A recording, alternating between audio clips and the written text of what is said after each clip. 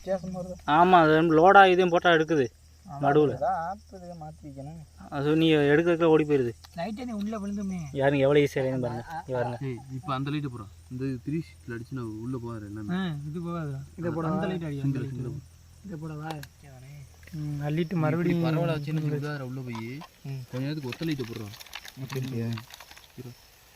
இங்கே பாருங்க வலுவலு அப்படியே திரிவி நிறைய கீ லைட்டியா ஒத்த லைட்டு போடுறோம். அது வெளிச்சம்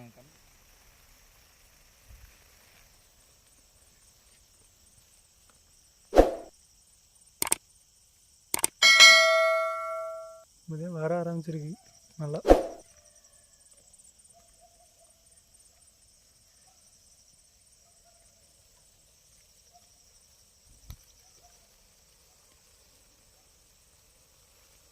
ஏன்டா தூங்குன மாதிரி இருக்கீங்க பூரா